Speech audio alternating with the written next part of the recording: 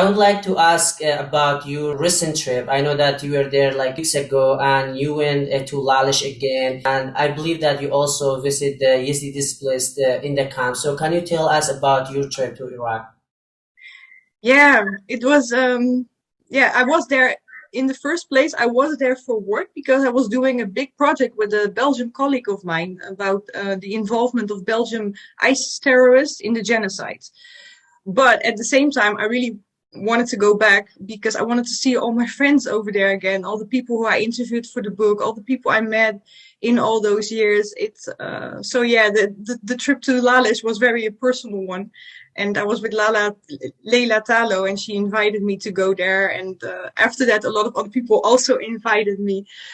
So yeah, I can say that I have a lot of Yazidi friends, not only there but also in the Netherlands, for example. I always call them my Yazidi family. We have a group of I don't know, somewhat like 8 people here, and we always do advocacy together. So we go to, for example, the government to talk about the Yazidi plight, or when someone wants to interview someone about the Yazidi genocide, we connect them to the right people and stuff. So yeah, that's also something we do. But to go back to my last trip again, yeah, it was quite amazing, especially because I met Marsdal again, the boy on the cover of my book.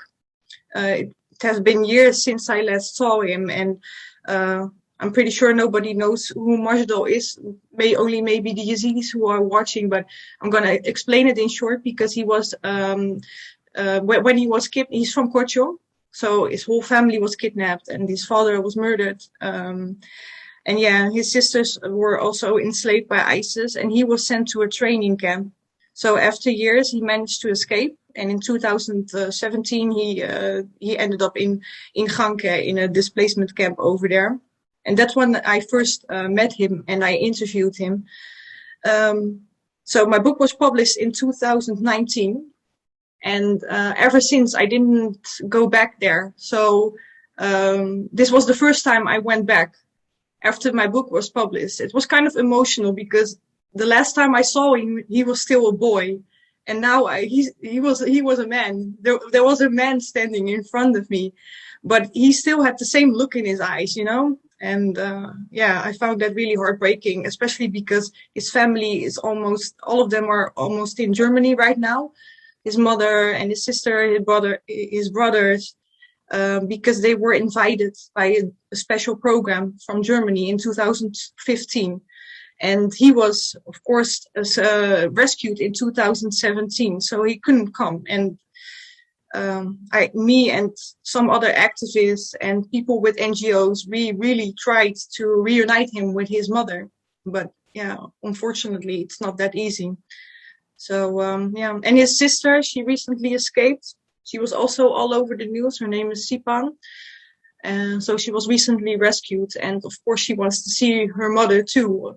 Yeah, but I don't understand why the world doesn't do much more to like reunite them. If I was someone from the German government, if I would see something like that, I would make sure that they can immediately come to my country, you know? So yeah, that was the heartbreaking thing about it, because after all those years when I went back, still nothing had changed, nothing. And it's the same for all the other visits. I literally saw the same camps, like even with the same tents, nothing changed. People are still living there after 7 years in terrible conditions. So yeah. So yeah, on one hand, it was a very special and really nice trip, but on the other hand, it was also heartbreaking because nothing changed. Yeah. Yeah, and just the way that you're describing writing a book about a boy and then going to meet him and he's becoming a grown man and he's still living inside ongoing genocide. The countries are closing all the borders for the Yezidis, even though what happened to the Yezidis as a genocide was witnessed by all the world. And ISIS documented all these crimes against the Yezidis.